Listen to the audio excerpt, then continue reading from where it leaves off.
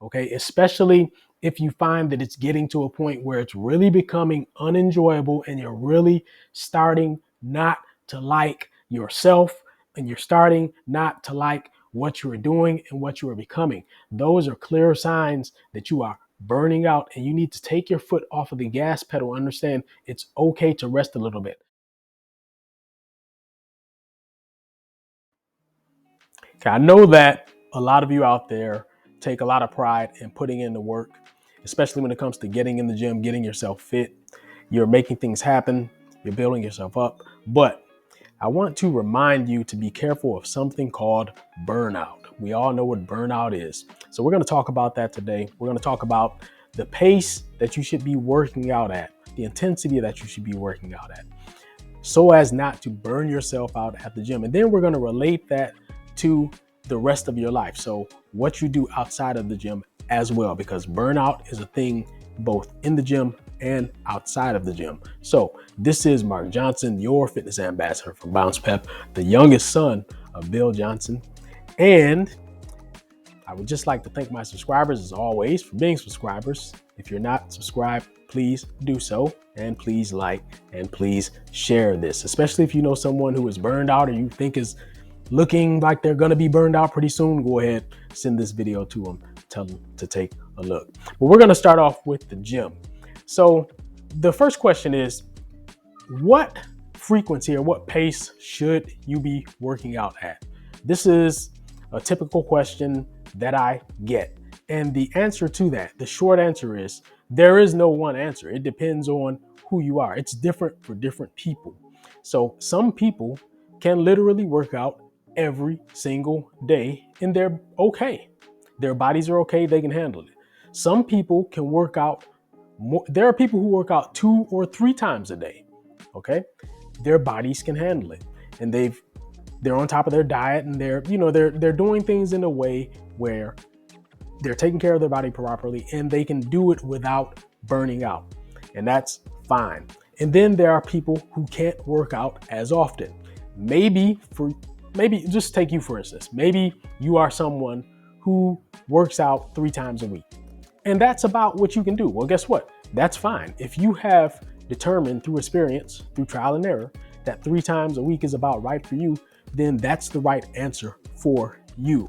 You don't have to be embarrassed or feel like you don't measure up to somebody who works out 6 times a week, because they just may have a different capacity. They may have different goals, different aspirations. They just may have different objectives. And that could be the reason that they're working out so often. If you don't have the same objectives, the same aspirations as them, then guess what? You really may not need to work out to that extent. That said, what I want to tell you is that if you're someone who is working out maybe once per week, that is not enough. So I want to say that unambiguously. Working out once a week is not enough to really acclimate your body to like the rigors of working out to really get your body into a groove, so to speak. So part of the point of working out is to get your body acclimated to a level of physical exertion outside of the norm of your everyday mundane physical tasks. I hope that made sense to you. You're trying to get your body acclimated to a level of stress, a level of intensity that is higher than what you would get from performing everyday mundane physical tasks. So if you're only working out once per week, you're not going to be working out frequently enough to acclimate your body to a higher intensity of physical activity.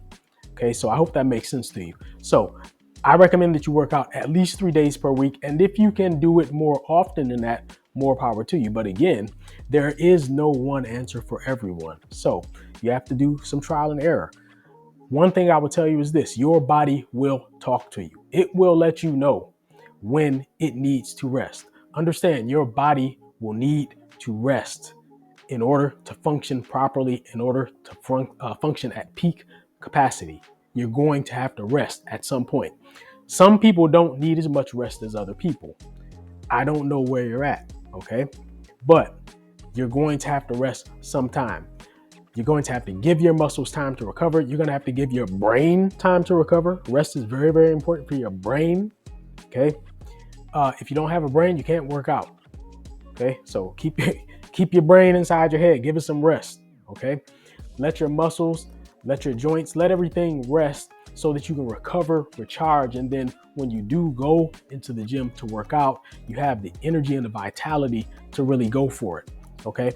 One of the things that I hear that I don't agree with is when people say that they go all out all the time. Every single time they work out, they're going all out all the time. And that's physiologically just not possible. Let's say that you're someone, for example, who works out every single day. Well, if you work out every single day, it's basically impossible to go all out every single day. And the reason is because you're never working on a full tank. Okay. If you're working out every day and you're not really taking any rest days, what it means is that your body never fully recovers to 100% capacity. So you may think that you're going all out every single day, but you may be going all out on a 70% full tank, or on a 65% full tank, if that makes sense to you. So you're not really going all out. So make sure that you get enough rest so that your body doesn't quit on you. That is one of the ways that you can burn out in the gym, is that your body will just quit on you. It will force you to rest. You'll just feel so tired that you will be forced to sleep, to rest, to take a day off from the gym. Another way that your body will tell you that it's burned out is through injuries. Sometimes, now some injuries are just almost like freak injuries. It's not because you're working out too often or too intensely or anything. They're just weird injuries. But some injuries occur because you're working out maybe too intensely, maybe too frequently, whatever it is. And an injury is your body's way of letting you know that, hey, you've gone too far. It's kind of a way of signaling burnout, so to speak. So you don't want to get injured, because if you get injured, you're going to hate being injured. Nobody likes being injured. So with that said, I want to relate this to the rest of your life, okay? And just like in the gym, you have to find the pace that works for you. And then there will be days where you can or must go all out. There may even be stretches where you can or must go all out. Okay, just like in the gym, you can have a stretch where you several days where you go all out to the greatest of your ability.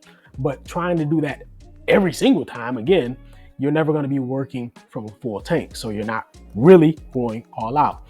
Outside of the gym, it kind of works in a similar way. What happens is burnout outside of the gym comes from this feeling that you get that you don't want to do this thing anymore. You've been doing it and doing it and doing it, and you just had it. And it's not a one-time event. It's not like, oh, you've had it for today. It's like, no, you're sick of doing this thing, period. You don't want to have to do this anymore, ever. So that's burnout. And you want to avoid burnout. And one of the ways that you do this is understanding that, even though we live in a hustling, bustling society and everyone is always telling you to run and run and push and push and push and glorifying, this constant, striving and reaching for ever greater levels, which is fine. The fact of the matter is that everyone needs to rest sometimes, just like when you work out. Sometimes you need a rest. Sometimes you need to take your foot off of the gas. There are some extraordinary people who can just go and go and go and go and go and go in perpetuity for years. But that is not the norm.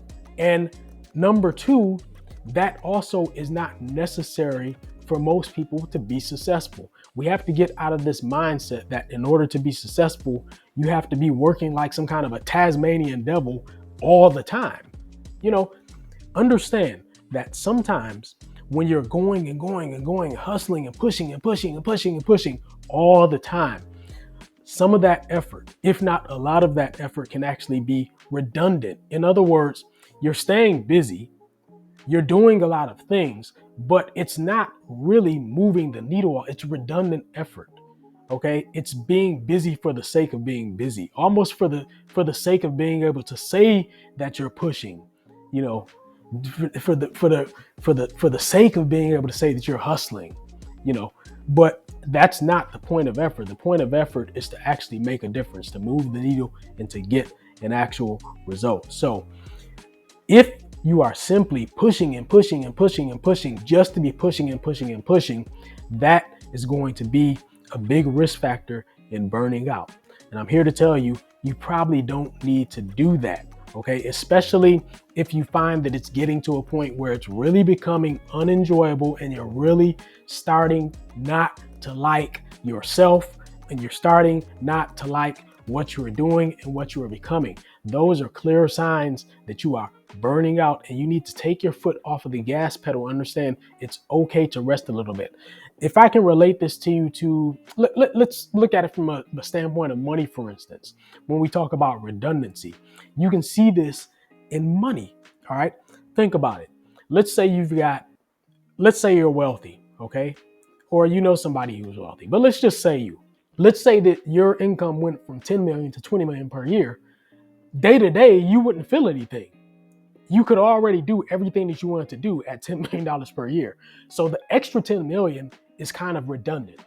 And so again, going back to the rest of your life, sometimes when you're putting in effort and pushing and pushing and pushing and pushing and pushing, if you're not careful, the effort can be redundant and you're simply keeping yourself busy for the sake of being busy.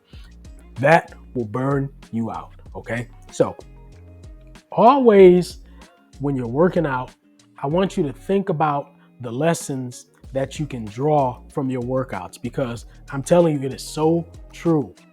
You can learn so much from what you do in the gym. So find your pace. Find the pace that works for you, where you're not going to burn out. It gives you enough of a challenge. It's frequent enough where it gives you enough of a challenge to be rewarding, but it's not so frequent that you're going to end up hating it, or you're going to end up hurting yourself, or you're going to end up hating yourself. That's the worst. You come not to like yourself because you're doing something that you hate doing. And you know, when that happens, you can kind of lose yourself. You lose your identity. You start asking, like, why am I doing this? Who am I?